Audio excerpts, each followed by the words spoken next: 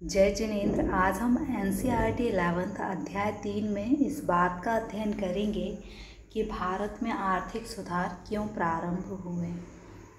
इसकी एक interesting story है जो आप दूसरे वीडियो में देखेंगे। अभी हम क्वेश्चन का आंसर लिखने की दृष्टि से देखते हैं कि भारत में आर्थिक सुधार क्यों आरंभ हुए। देखिए, 1991 में भारत में एक आर्थिक संकट की स्थिति बन गई थी और इसके लिए देश में आर्थिक सुधार प्रारंभ किए गए। पहला पॉइंट जो है वह है विशाल राजकोषीय घाटा। तो 1991 में जो स्थिति थी उसे हम देखते हैं पिक्चर से। उस 80 के दशक में क्या हुआ था कि सरकार जो है वो गैर विकासात्मक व्यय कर रही थी। अब ये गैर विकासात्मक व्यय क्या होते हैं? जिनका कि विकास से कोई प्रत्यक्ष संबंध नहीं होता, वो गैर विकासात्मक व्यय होते हैं। जैसे सरकार अभी कोविड के समय जनता को मुफ्त में भोजन और उनके बैंक अकाउंट में पैसे जमा करवा रही है, तो ये गैर विकासात्मक व्यय हैं। इनका परिणाम क्या होगा कि सरकार के आय से अधिक व्यय हो जाएंगे, राजकोषीय घाटे की स्थिति बन जाएगी। तो गैर विकासात्मक व्यय से जो सरकार थी उसके राजकोषीय घाटा जो है वो बढ़ रहे थे। अब राजकोषीय घाटा बढ़ने से क्या हुआ कि सरकार को विदेशों से ऋण लेना पड़ा और विदेशों से और अपने देश के अंदर भी ऋण लेना पड़ा और ऋण के भुगतान के लिए देश में पैसे नहीं थे। अर्थव्यवस्था में केवल इतने पैसे थे कि अर्थव्यवस्था को 15 दिन तक चलाया जा सकता था। तो इस स्थिति का सामना करने के लिए हमें आर्थिक सुधारों को अपनाना पड़ा। देखते हैं कि आप कॉपी में क्या लिखेंगे। 1980 के दशक में क्या था कि देश में गैर विकासात्मक व्यय बढ़ रहे थे। गैर विकासात्मक व्यय बढ़ने से राजकोषीय घाटा भी क्या है, बढ़ गया था। राजकोषीय घाटे की प्रतिपूर्ति के लिए सरकार ने उधार लिया देश के अंदर से और देश के बाहर से। इसका परिणाम ये हुआ कि सरकार अब ऋण और ब्याज दोनों के भुगतान के दायित्व में वृद्धि हो गई, लेकिन सरकार के पास भुगतान के लिए धन नहीं था। इसलिए सरकार की अंतर्राष्ट्रीय बाजार में साख जो है वो कम होने लगी और सरकार जो है एक ऋण जाल में फंसती जा रही थी।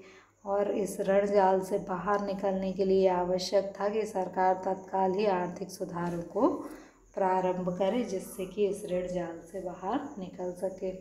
तो आपका मेमोरी चार्ट क्या हुआ कि 1980 के दशक में गैर विकासात्मक व्यय जो है उनमें वृद्धि के कारण राजकोषीय घाटा में वृद्धि हो गई और घाटे की पूर्ति के लिए सरकार ने उधार लिए और उधार लेने से क्या हुआ कि ऋण और ब्याज का जो दायित्व था वह क्या हुआ, बढ़ गया।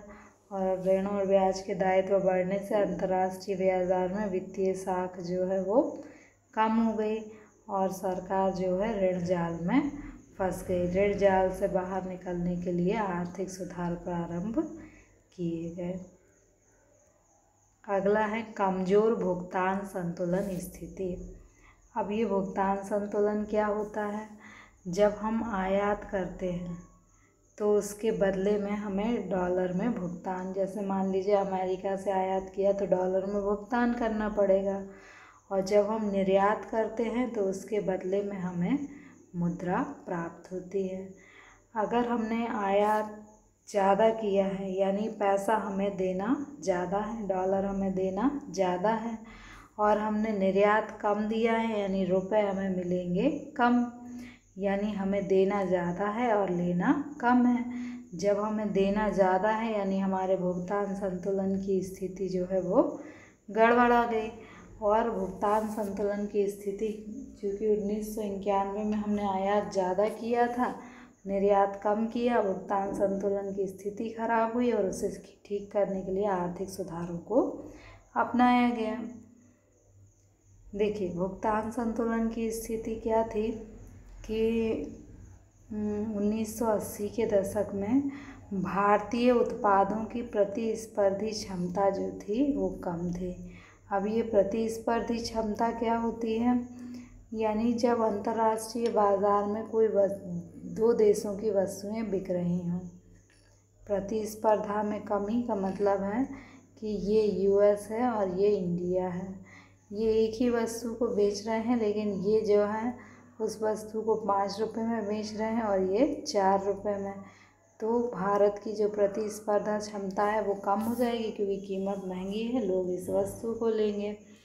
तो क्या था उस समय कि भारतीय उत्पादों की प्रतिस्पर्धा क्षमता कमी के कारण भारत के आयात का भुगतान करने के लिए निर्यात के माध्यम से विदेशी मुद्रा अर्जित करने में सक्षम नहीं था। अब चूँकि हमारे कीमत ज़्यादा थी तो हमारा जो निर्यात था वो क्या हो रहा था, कम हो रहा था, और हमारे आयात तो जो थे, जैसे हमारे यहाँ पेट्रोल है तो वो हमारे देश में उत्पादित नहीं होता था, तो वो तो हमें आयात करना पड़ता था। तो हमारे निर्यात जो है वो घट रहे थे और आयात बढ़ रहे थे। इसलिए हमें क्या हुआ, भुगतान ज़्यादा करना था, और भुगतान ज़्यादा करने के लिए हमें विदेशी मुद्रा की आवश्यकता थी, लेकिन विदेशी मुद्रा हमारे देश में थी नहीं। अब इस घाटे को पूरा करने के लिए जब निर्यात में से आयात को घटाएंगे तो भुगतान संतुलन का घाटा निकलेगा, या फिर भुगतान संतुलन की प्रतिकूलता कहते हैं उसे। तो इस घाटे को पूरा करने के लिए सरकार ने क्या किया कि अंतर्राष्ट्रीय बाजार से बड़ी राशि उधार के रूप में ली, और फिर इस उधार को चुकाने के लिए सरकार ने आर्थिक सुधार प्रारंभ किए। चलिए हम इसी चित्र से देखते हैं, ये हम देख चुके हैं। थर्ड है मुद्रास्फीति की उच्च स्थिति। देखिए 80 के दशक में क्या था कि सरकार ने जो आय से अधिक व्यय किए थे, उससे सरकार का जो राजकोषीय घाटा है वो जो है वो बढ़ गया था, और राजकोषीय घाटे की पूर्ति करने के लिए सरकार ने रिज़र्व बैंक से ऋण लिए। तो रिज़र्व बैंक ने क्या किया कि सरकार को पैसे देने के लिए नोटों को छाप दिया।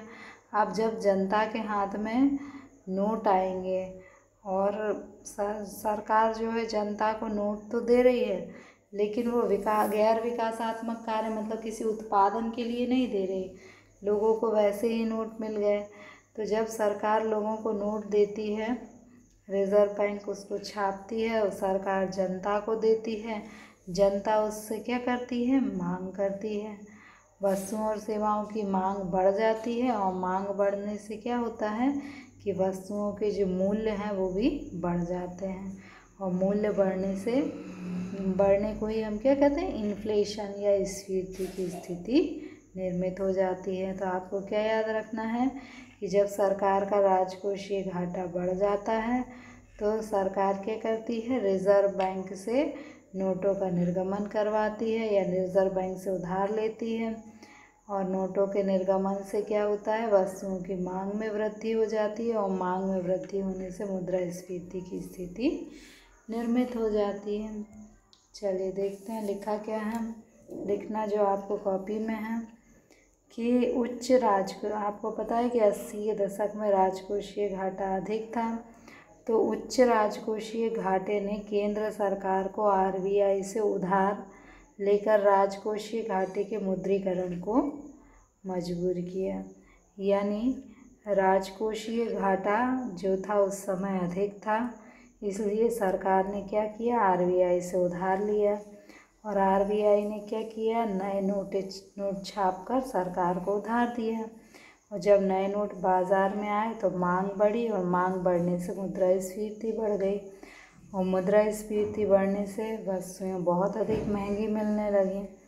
आपको डाटा दिया है कि 1980 के दशक में मुद्रास्फीति 6.7% थी, जो 90-91 में 10.3% हो गई।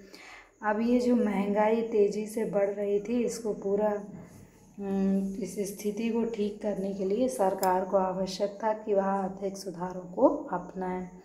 तो इसमें हमने क्या देखा कि जब राजकोषीय घाटा सरकार का अधिक होने लगा तो सरकार ने आरबीआई से क्या कहा कि वह उधार दे। तो आरबीआई ने क्या किया कि नोट का निर्गमन करके सरकार को उधार दिया। जब बाज़ार में नोट अधिक आए तो डिमांड बढ़ गई और डिमांड बढ़ने से वस्तुओं और सेवाओं की कीमत बढ़ गई और कीमत बढ़ने से मुद्रास्फीति की स्थिति निर्मित हो गई। तो आप केवल ये मेमोरी चार्ट याद करके भी इसका आंसर लिख सकते हैं, डाटा अलग से याद करके। चलिए अगला है बीमार सार्वजनिक क्षेत्र। अब ये जो सार्वजनिक सरकार ने प्रारंभ में स्वतंत्रता प्राप्ति के पश्चात नीति अपनाई थी कि वह सरकारी क्षेत्र में ही उद्योगों की स्थापना करेगी। अब सरकारी क्षेत्र में जो उद्योग थे, सरकार ने सोचा था कि उनसे औद्योगिकरण देश में हो जाएगा। उनके लाभ को देखकर जो निजी कंपनियां हैं वो भी उद्योगों की स्थापना करेंगी और जो उद्योग थे वो पिछड़े हुए क्षेत्रों में स्थापित किए गए, जिससे कि पिछड़े हुए क्षेत्रों का क्या है, विकास हो। और पिछड़े हुए क्षेत्र के विकास से क्या होगा कि जो विकसित क्षेत्र हैं और जो पिछड़े हुए क्षेत्र हैं उनके लोगों के बीच में जो आय और धन के असमानता है वह धीरे धीरे क्या हो जाएगी, समाप्त हो जाएगी। परंतु ऐसा नहीं हुआ, ना तो औद्योगिकरण अधिक अच्छे से हुआ और ना ही आय और धन के वितरण की असमानता समाप्त हुई।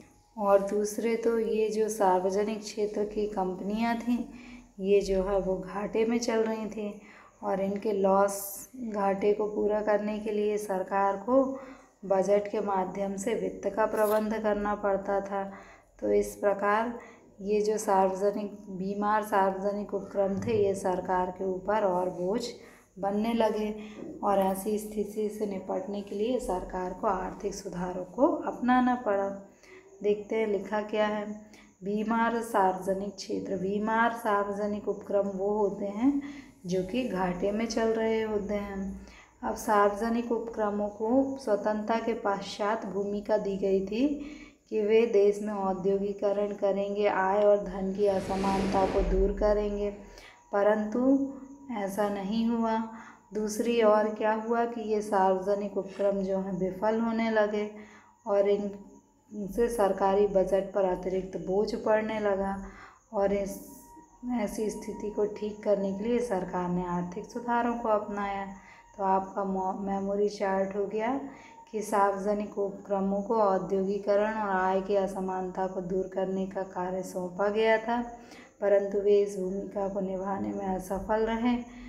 और दूसरी ओर सार्वजनिक उपक्रमों की विफलता से सरकार के बजट घाटे में वृद्धि हुई और इसको सुधारने के लिए आर्थिक सुधारों को अपनाया गया। Why are reform introduced in India? Bharat में सुधार क्यों प्रारंभ हुए?